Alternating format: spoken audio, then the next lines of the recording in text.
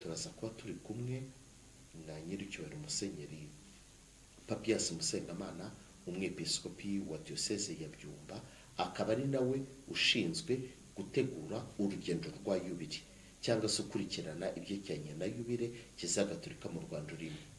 Nawe araza kutubwira rero ko tugeze mu mwaka wa kabiri nawe ugana ku musozi w'urugendo rwa Yubile. Urugendo rwa Yubile rwagenze gute? Ngiyo rero iyo mvano y'ikiganiro nateguye kuri umugoroba. Ndabashimiye. Hanyuma noneho mu gutangira muri studio ndi kumwe na Padiri Vedaste Kaisabe, umunyamabanga mukuru w'inama y'Abepiskopi Gatolika mu Rwanda. Nyakubahwa Padiri, muraho neza? Icyumweru cyagenze neza? Cyagenze neza. Nari ngiye kuvuga ngo ntabagoye, ariko mu nshingano zanyu nanone mufite no gusangiza abandi amakuru ndetse n'ibigezweho cyangwa se no gusangira ubumenyi birebana na Kiliziya Gatolika mu Rwanda. Niyo mpamvu rero nabatumiye ku murongo wa telefone. Rero nk'uko nababwiye, ndaza mu minota mikeya guhamagara nyiricyubahiro Musenyeri Papias Musengamana, umwepiskopi wa Diocese ya Byumba, kugira ngo atubwire urugendo rwa Yubile, imbuto ziri kuvamo n'izihe, urwibutso rwa Yubile ni uruhe, ndetse turaza no guhamagara n'abandi bantu batandukanye batubwire harya ubu ngubu urubyiruko rwungukiye iki muri Sheyamu. Ariko mu gutangira reka mbanze mpe umwanya umushyitsi wanjye, noneho atubwire Sheyamu yateguwe ite, burya byagenze gute, burya imyiteguro yari imeze gute, kuko uyu ni umwanya wo kubivuga, kuko ntabwo wavuga imyiteguro event iri kuba, ahubwo ubivuga burya byateguwe gutya, burya twahuye na challenges n'izi, ariko noneho twanungutse iki n'iki. Umwanya n'uwanyu nyakubahwa Padiri, umwanya n'uwanyu. Murakoze. Sheyamu inama ihuza abepiskopi bose ba Afurika yagenze neza, kandi turashimira Imana kuko twari twasabye abakristo kubishyira mu isengesho, bagasabira iyi nama yabaye guhera ku itariki ya 31 kuhagera bahageze 30, ariko batangira ku itariki ya 31, basoza ku itariki ya 4. Tuvuga ko ari ya 4, ariko by'ukuri igikorwa gisoza cyabaye ku itariki ya 3, ariko abambere bafashe indege mu ijoro ry'itariki ya 3 rishyira iya 4. Ubwo byose hamwe tuvuga ko ari kuva ku ya 30 kugeza ku ya 4. Byagenze neza rero kuko abakristo baratwumvise, barasenga, twabaye tuzasenge abantu bazaza amahoro, kandi no gusubira bazasubira amahoro. Baje amahoro rero, nta wagize impanuka, nta wayobye ngo aho kuza mu Rwanda ajye ahatari mu Rwanda. Hanyuma no gusubirayo basubiye neza, kandi aho bagereyeyo twaravuganye, batubwiye ko bagezeyo amahoro. Turashimira mbere na mbere abakristo twari kumwe kandi basabiye iyo nama. Ibyo yari iteganije kuri gahunda yayo byose bigenda neza, nta na kimwe cyasigaye inyuma. Hanyuma kandi n'abayijemo babaye amahoro, nta warwariye mu Rwanda, nta wagonganye na moto, nta wagize ikibazo icyo ari cyo cyose. Byagenze neza rwose. Turabishimira Imana rero kuko yumvise isengesho ryacu, kandi turashimira abakristo badufashije iryo sengesho. Ni byiza rero gutangira tunashimira abadufashije bose kugira ngo inama igende neza. Na mbere yuko ninjira mu byo inama yavuzeho yizeho, turashimira cyane komisiyo zose uko zingana n'abaziyoboye. Aha mwagerageza kuvuga zimwe na zimwe niyo mutakibuka zose kugira ngo nawe tubashimira.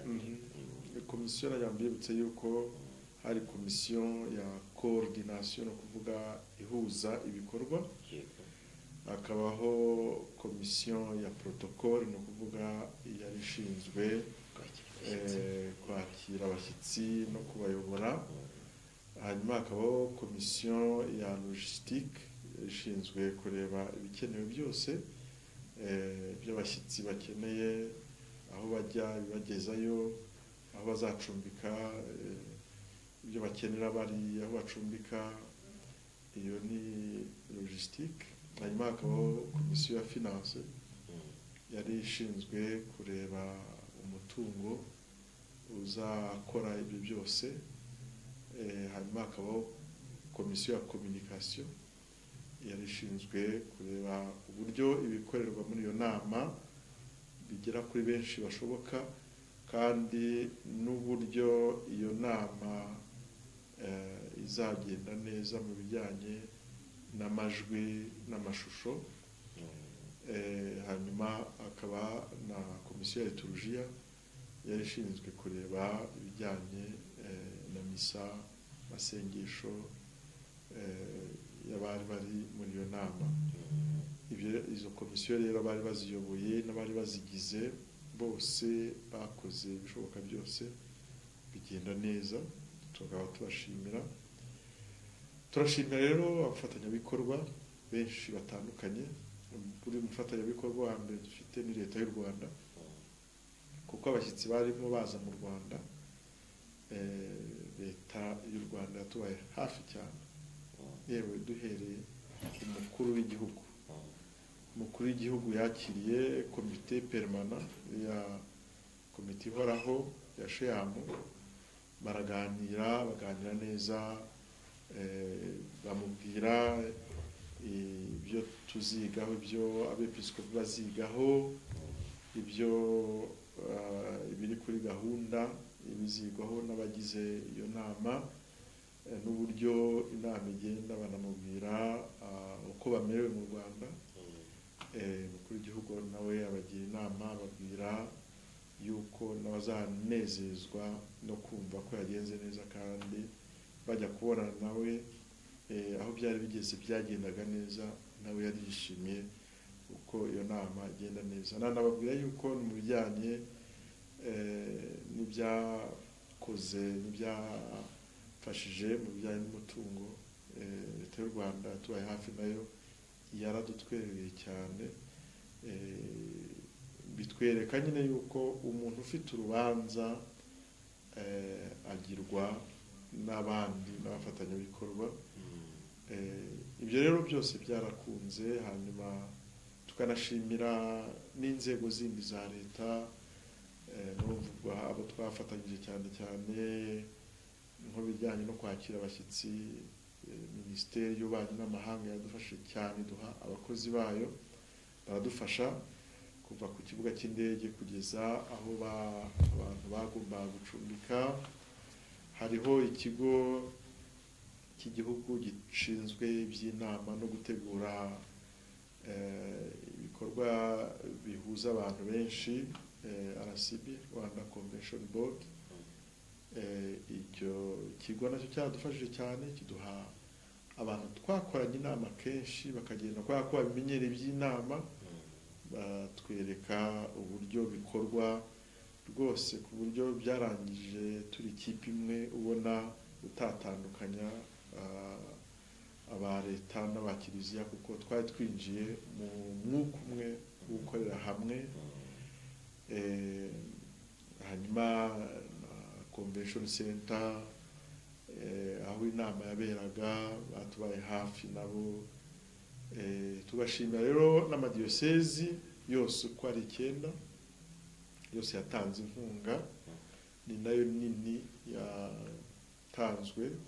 Tugashimira ibikorwa ibigo dufatanya, ibigo by'imari nabyo byaduteye inkunga. Mbese byari urubanza rwa rundi nk'uko turuzi mu Kinyarwanda, ufite urubanza abasanganywe nawe na nyiri kugira urubanza baramufasha, bamutera inkunga, bafatanya nawe gutegura.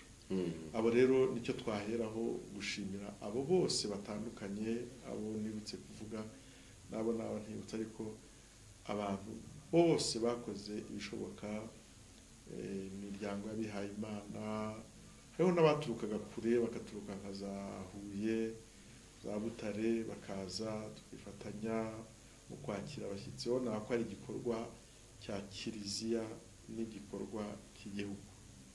Twagize rero umugisha, byaradufashije cyane, byatwigishije byinshi, kandi byatumye twumva yuko natwe uzatwitabaza wese afite urubanza tuzamuba hafi, bityo bikaba umuco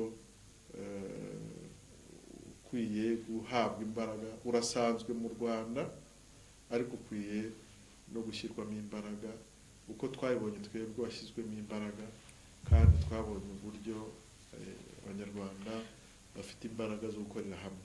Nyakubahwa Padiri, mutari mwajya kure, hari ibibazo nka bibiri byakomeje kugaruka mu bitekerezo by'abantu.